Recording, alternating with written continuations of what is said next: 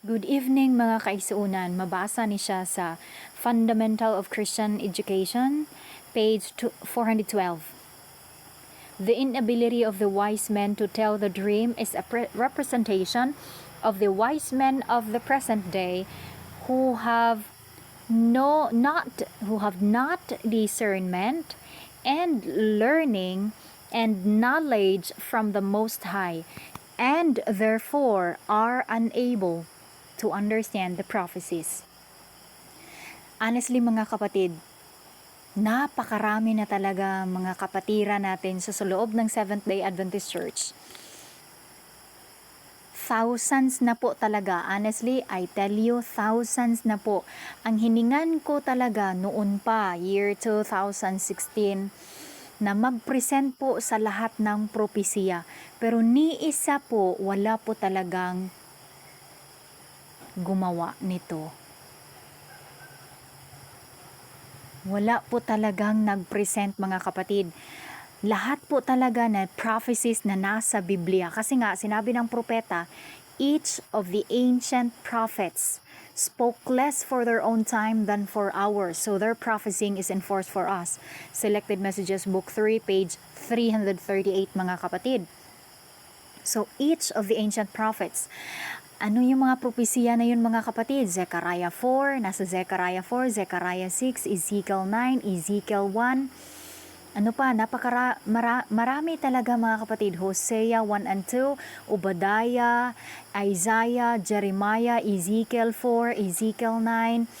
Ano pa mga kapatid? Ezekiel 10, Ezekiel 47, Ezekiel 3, chapter 2 and 3. Napakarami mga kapatid. Isaiah, ano pa, sa Old Testament, lahat ng mga writings sa Old Testament time, napakarami mga prophecies dyan mga kapatid.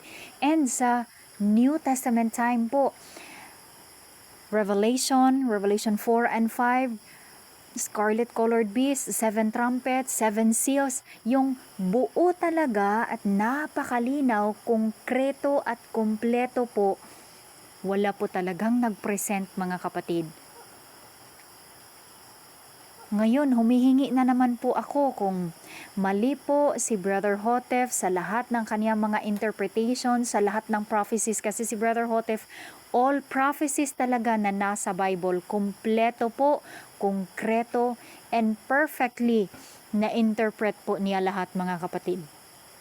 Kaya, etong mga professed na mga wise men ngayon, kasi nga nag-aaral ng theology, mga graduate sa theology, na training ng mga professor of theology, na training ng mga pastors, mga debaters, mga sino pa ito, mga faith defender of the church, of the Seventh-day Adventist Church. Sige daw po mga kapatid, maghintay po ako sa inyo. I-post nyo lang mga kapatid. I-post nyo, like for example, 7 seals, gagawa kanyo yan at i-present nyo o kaya i-live nyo mga kapatid. Para naman talagang makita natin na meron po kayong pangunawa sa lahat ng mga propesiya. Kung hindi po talaga ninyo kayang gawin, then kayo talaga ang mga false prophets. Dahil lang sa inyong jealousy, ay kaya galit kayo kay Brother Hotef. Kasi nakakahiya, kayo ay mga graduate ng 4-year course, pero hindi nyo kayang i-counter ang lahat ng prophecies na inaipresenta po ni Brother Hotef. Yan po ay envy and jealousy lang mga kapatid.